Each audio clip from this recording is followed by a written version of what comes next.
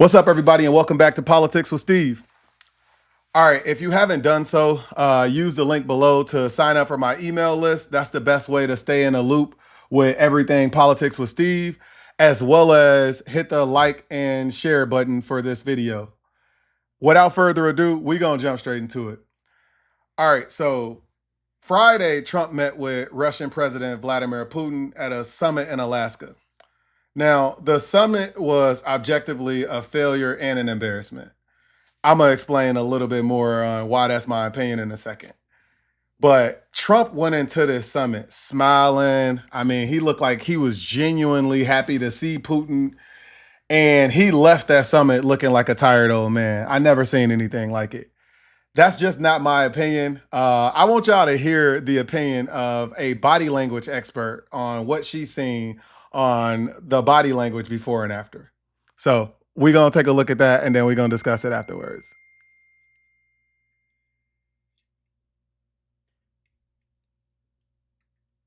For Putin, I think the biggest contrast, Frederica, was the before and after. So when you look at this is all systems go, everybody ready, two leaders that are ready to get some work done. That's the way the body language looked.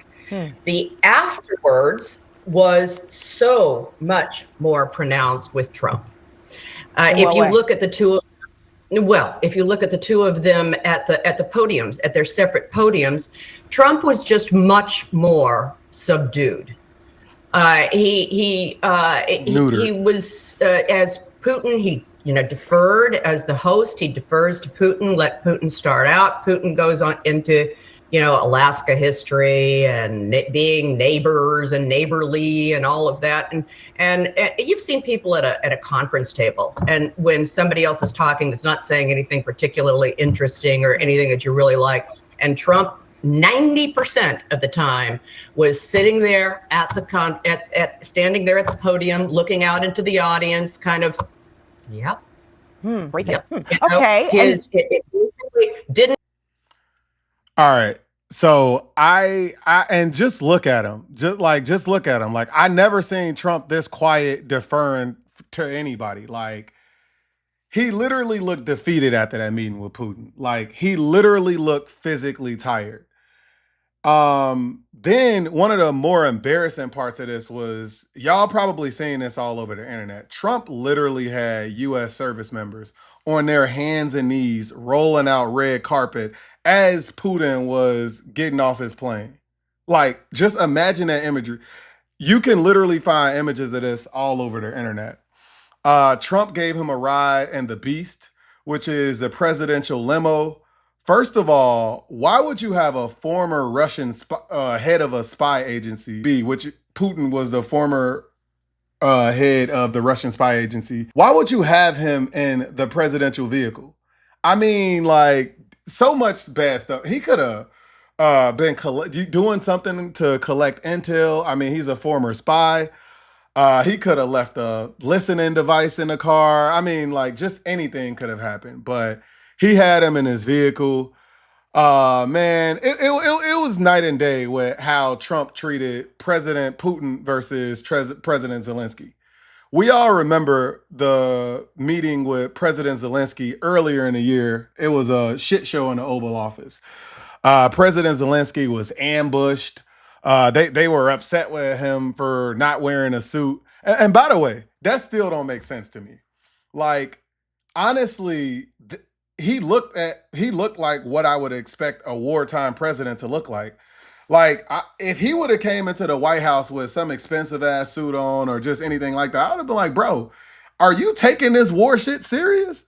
But, like, that is actually what I expect a wartime president to look like. So, by the way, I still don't understand some of the, stuff that happened in that Oval Office meeting, but whatever. We got the alternative Friday, a war criminal coming to the United States. He literally told Trump exactly what he wants and what he want him to get Zelensky to agree to, and went home. Trump got nothing out of the meeting with Putin. Putin got everything. Trump is out here bragging that, Putin said this war would have never happened had he been in office. He also said that Putin agreed with him that the 2020 election was rigged. Trump said that Putin said no country should have mail-in voting. Like, so Putin actually just signed a law allowing mail-in votes in Russia in 2020. But scratch that. Who cares what Putin thinks about the election being rigged or not? Dude is literally the least credible person on the planet and talking about fair elections. Now, I do want to say, if Trump would have left the summit with any big news in favor of Ukraine or the Western world, I would have applauded him. I literally would have applauded him. I wouldn't have came on here just to criticize him for anything. But the reality of the situation is he left the summit and then he's been telling Zelenskyy to give up parts of Ukraine. They'll never end NATO. Like, that's his strategy to ending the war. I want to remind y'all that Biden had Putin completely isolated on the world stage. He had the Russian economy on the verge of collapse. He had hella nations lined up supporting, and Trump undid all of that for nothing. So today, as we speak, Trump is hosting President Zelenskyy, EU leaders, and NATO leaders at the White House, right? Now, the backdrop of these meetings is what is leaving me skeptical that anything good will come from it, right? Like, since taking office, Trump has ordered the cybersecurity division of the intelligence community to stop monitoring Russian cyber attacks. He has been beefing with the EU through things like tariff wars and stuff like that. He's been lying about what the U.S. was spending in Ukraine.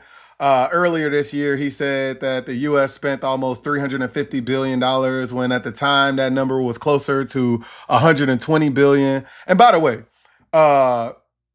the EU had spent almost $138 billion at the time when he was saying that. And just a FYI, you know, that money that we spent in Ukraine, it helps U.S. factories, U.S. workers. It helps our military. It helps our economy. Most of the aid isn't even actual money. We spend money, but in reality, we're just giving them like our older inventory and we're upgrading weapons, which is good because a lot of those weapons are hard to dispose, bad on the environment to dispose and stuff like that. So this is making room for the U.S. military to bring in new weapons and clearing stockpiles of old weapons. So the reality is even the money that we've been giving Ukraine isn't physical, isn't all physical money. But at the end of the day, just with everything that I said, I'm just not confident that good things will come out of this meeting. I mean, how could you be? At every turn, it seems like Trump does everything to the advantage of President Putin and Russia. So we gonna, continue to monitor what comes of these talks at the White House, but that's just where I see this going. So hopefully I'm wrong. I would love nothing more than a ceasefire or some sort of permanent peace to be reached, but again, just not confident that that will happen.